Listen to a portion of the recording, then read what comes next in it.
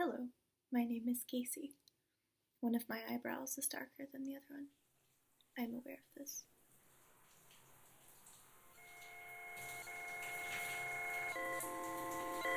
So today I wanted to talk about what the purpose of makeup is, because obviously one of the most, common purposes of makeup is as something to enhance confidence, And I think this, makes a lot of sense, because one of the first uses of makeup, other than, decorative or religious use, was to convince the wearer that you were healthier and more fertile than you actually were. Like, during various plagues, people have worn makeup to be like, oh, it's okay, you can approach me, I won't cause your death, which, is questionable. But,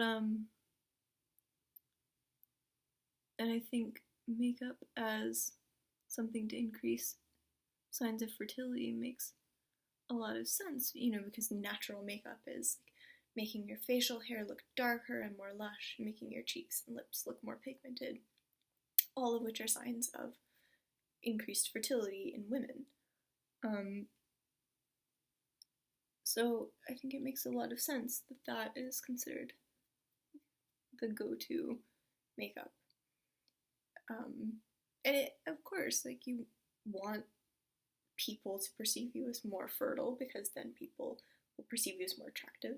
They'll treat you like you're more attractive, and then, everybody has a nicer day. Well, except for your inner self. So I think that's definitely not a use of makeup that we should dismiss. I don't think that we should berate people for wearing makeup because they lack self-confidence. I think we should, be like, okay, that's one tool that you have, but you have other tools, and we should put more emphasis on what you can do that would be more, restorative rather than like a short-term fix for self-confidence. But also, makeup is a form of art, I think. Certainly, it's an art of consumption at this point, which I think a lot of like haul videos and things indicate. But it's also, an art of application. Like, there are some people on YouTube who create these impossible beings with makeup, and I think that's amazing, and that's, something that's taken them a lot of time and a lot of skill, and it's something that allows them to express an understanding that they have of the world, and I think that makes it art. There are lots of different understandings of art, but that's mine, is that you're trying to communicate an understanding.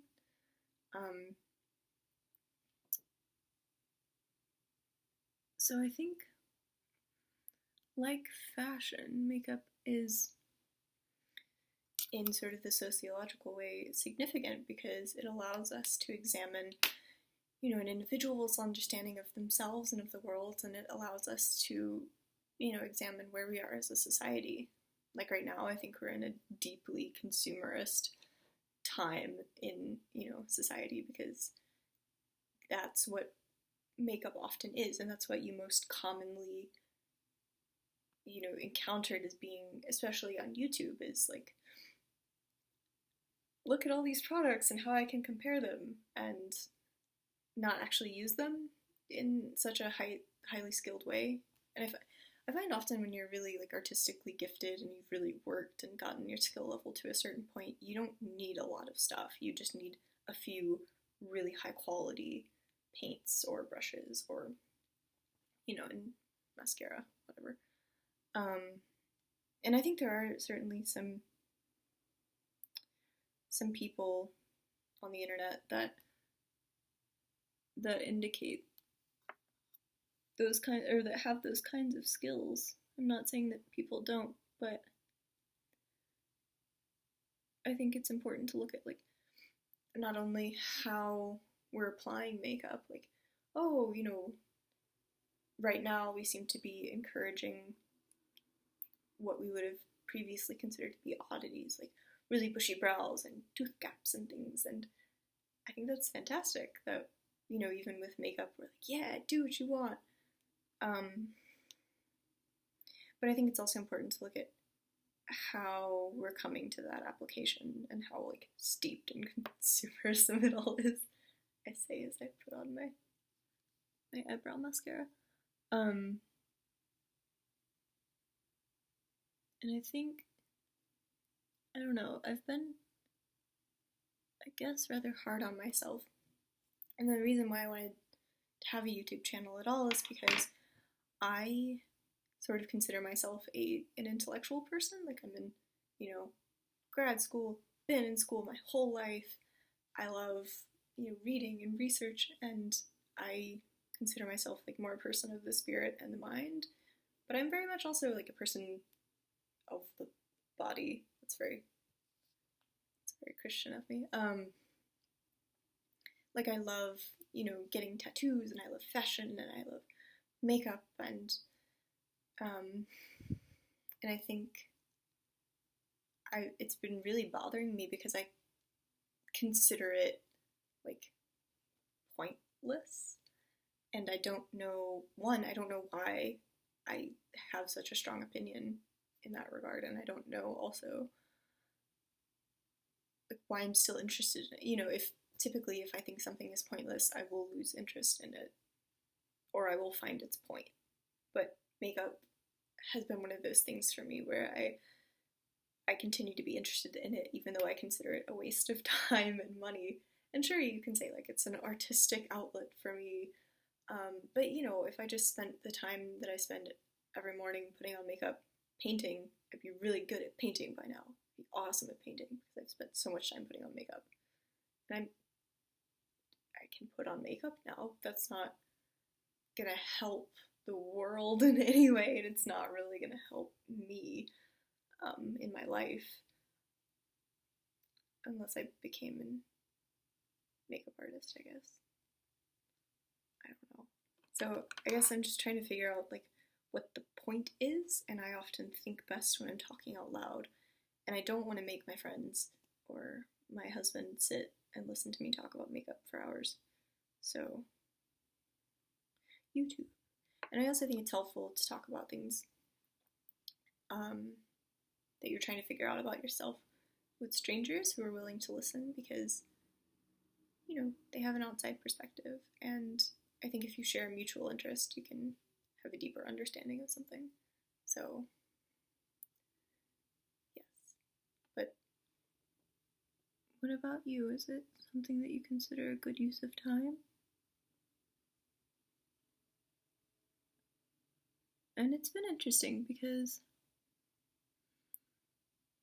I also have colored hair, and at my graduate school only 4 people have colored hair, like unnaturally colored hair, and I think there was this kind of unspoken understanding when I first came to the program, I was the only person with unnaturally colored hair, and I felt like there was this kind of unspoken understanding that like, oh, you're not really here to be professional, like you're not a serious and professional person, you're still in your rebellious phase, and you wearing weird clothes and weird makeup and having weird hair is like allows me to have that understanding and it be correct. And to a certain degree, maybe it is correct. I suppose I can't have the objective answer for that, but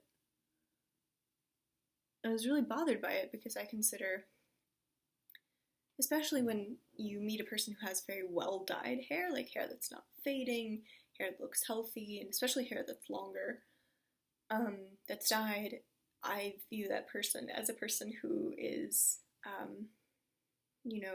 somewhat meticulous, as a person who puts forth effort, because I know that to have hair like that, you have to spend a decent amount of time on upkeep, and you have to stay kind of on top of your stuff to maintain your hair. So to me, when I see a person with like, colored hair, I think, oh, okay, so you might have a different understanding of the world than the average population.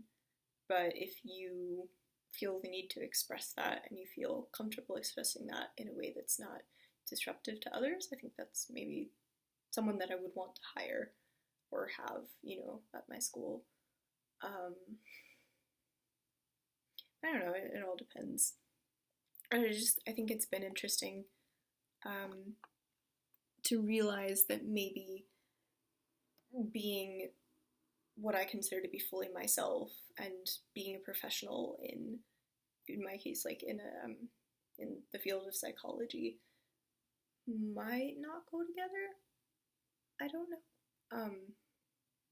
You'd think psychologists would be just really chill about everything. They'd be like, yeah, you're exploring your subconscious, man. That's not, no, those are the hippie psychologists who use dance as therapy, which is awesome, by the way. Dance is actually quite an effective form of therapy. I'm not saying that it's not, but at my school, it would be viewed as hippie therapy. I'm also not trying to be a therapist either. Therapy is considered something that takes less training than research. I'm really annoyed with my field, if you can't tell. Research psychology. They're very prideful as a group. And they're all very old and white and male. And I find it tiring. A little sad. I love my field though, but I'm just not totally amused by the population that it currently has. And I also just think that being offended by the way someone chooses to physically express themselves is a waste of time. Basically what you're saying to the outside world is instead of putting my thoughts towards how to solve the refugee crisis, I'm gonna sit here and be bothered by the way this person is dressed today and express my offense at them rather than at a global problem. And I guess you can make the same argument for spending the time putting on your makeup, but maybe you could think about it while you put on your makeup quietly by yourself.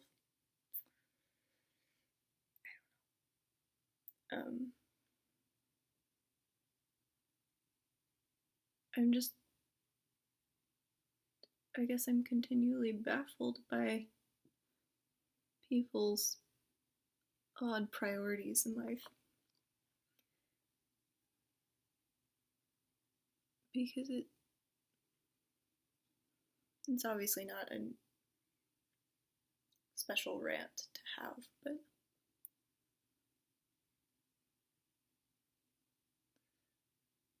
so I guess the point of this all is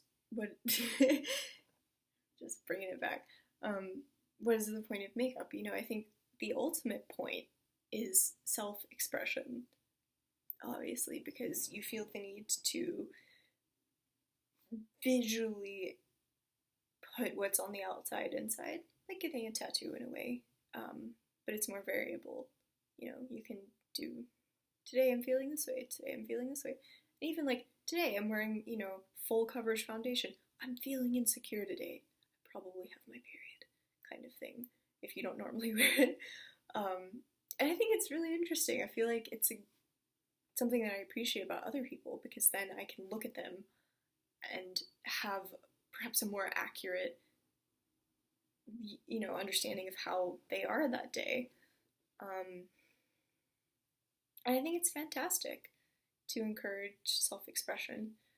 But then it comes to this sort of point that I think we're arriving at now, which is what, obviously we don't want to repress our individualities, but I think celebrating them to the point of what I call protagonism, which is when you're convinced that your individual differences make you,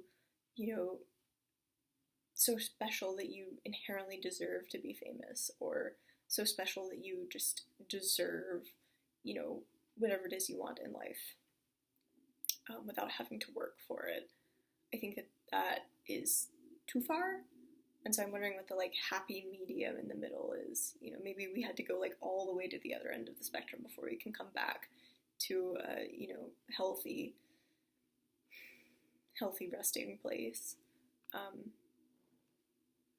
Sometimes I think about that. Sometimes I think about how Harry Potter is just about a, you know, the person that we all want to be, someone who's just born and without any intention is the most powerful person in the world, and the most well-loved, and one of the wealthiest, apparently. And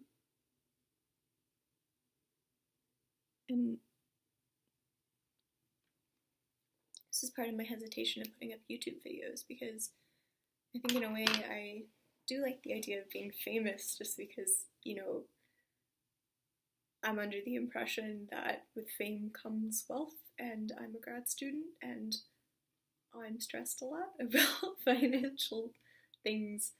So I like the idea of just being myself in a sort of, in an assertive way, to be like, okay, I'm going to be myself now. And if you would like to see me being myself, you go to this website. Here I am myself, kind of thing. And you getting paid for that. I think that's everyone's dream in the millennial generation, right? But I'm just kidding about the millennial thing, by the way. I think that's... I understand the point of the rant, but I'm tired of hearing it. Because we don't know if it's accurate or not. I read one book that was like, hey, you know, everyone goes through this phase that the millennial generation is in right now. It's just that they're all in their 20s and 30s. People in their 20s and 30s are like this. And they have this technology that no one's ever had before, so of course they're going to be this way. The next generation is going to be that way, but with, you know, their new technology. So just calm down about millennials wanting change and feedback and stuff. I tend to agree with this, because I think like, you know, the theory of the blank slate, where you're like born and you're totally blank person and the environment just puts everything on you, that obviously that's not how it goes. Obviously you're born with some things, the environment gives you some things, alters some of the things you already have, and there you are, continuously changing. So I think it makes perfect sense that we're all born, you know, like on average an entire generation is relatively similar, but the world events and the technology that they have and all of this stuff affects them to be, you know, a certain way. And I don't see any point about people ranting about millennials. I mean, at the worst, we're just gonna have a lot of independent coffee shops. It's fine, calm down.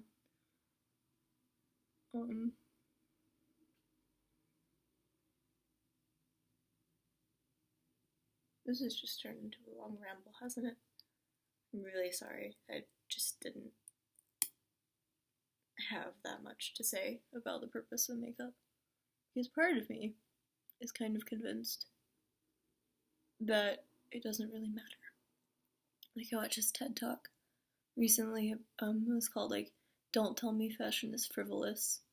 And I thought it was really interesting. I thought she was going to say things about, like, how, you know, fashion shapes our society and how it's indicative of our, you know, social place right now. Like that scene from The Devil Wears Prada. But it wasn't really like that. It was more her being like, hey, I teach at this university for fashion, like the one in New York, I forget what it's called. And, you know, we're making, it was interesting because she was saying that they're making a lot of progress in inventing fashion that can actually improve the environment or improve your experience as a person. It can, you know, heat up or cool down or cleanse the air as you walk around, and those things are really significant. I think that's fantastic, but there's, you know, it's like in research where there's the research step, and that's awesome, and you get all this information, but actually getting it applied is an entirely different story. Like meeting this gap right here is it's a whole different thing. And so I think it's really significant that these, movements in the fashion world are being made, but when it will become like truly earth-shattering is when we start wearing the clothes that cleanse the air and things like that. And I mean, hopefully it'll be sooner than I tend to think it will be, but I guess. And so I feel kind of the same way about makeup, where I'm like, it just really doesn't help anything. Like, it's a nice thing, it's definitely a privilege, but it's not, I don't think it's necessary. But then, I mean, I guess you could think, like, is any art necessary? And I'd say yes. I think not only is it necessary, I think it's inherent that man be driven to make art. So, yes, of course, art is necessary.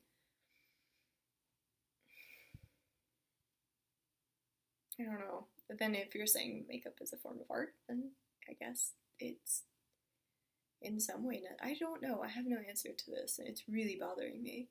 Like, why am I so fascinated? And I think I've arrived at this understanding that the reason why I like makeup is actually because I like colors.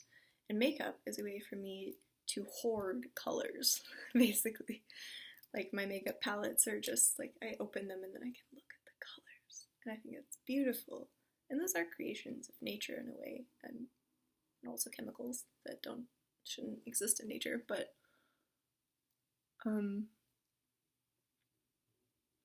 maybe that in some way is significant. And it does bring me joy, and in this way it is significant, but for looking beyond me into like the greater, world. I think it's just concerning, because when you really start thinking about it and thinking like, okay, what if everyone just stopped wearing makeup for an entire year, and we put all that money towards helping someone who needed it, we could have a really significant difference. And I think it's just hard. And maybe the reason that rectifying those two things is difficult is because it shouldn't be done. Maybe I should feel guilty about using makeup when I know that other people don't even have food or water. Maybe this is in this way my direct responsibility, and then I'm not meeting it. Maybe that's the conclusion that you arrive at as I continue to put on mascara.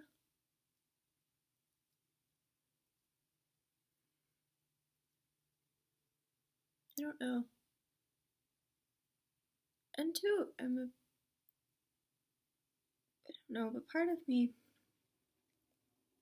thinks it's good to enjoy self-expression, especially if it's in a way that other people can enjoy, because I think you do give other people, hope, and you give other people comfort. And it always makes me really sad when people say like, oh, I love this that you're wearing, or your makeup, but I would never have the courage to do it. Because I think,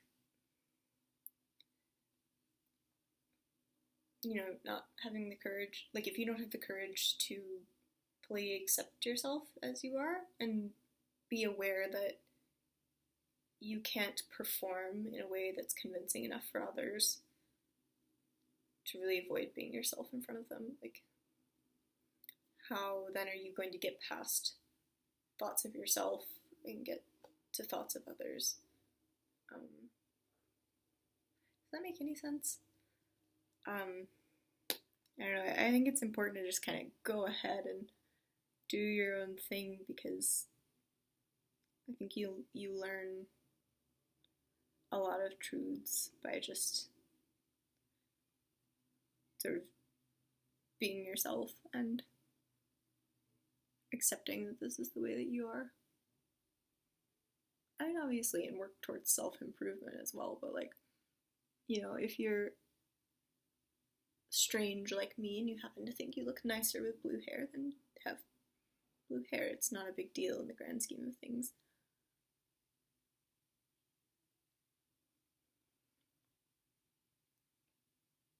I don't know. What do you think?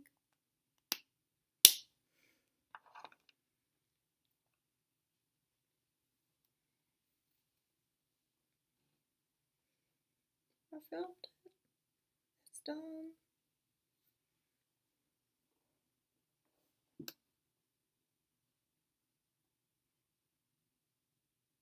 Hooray.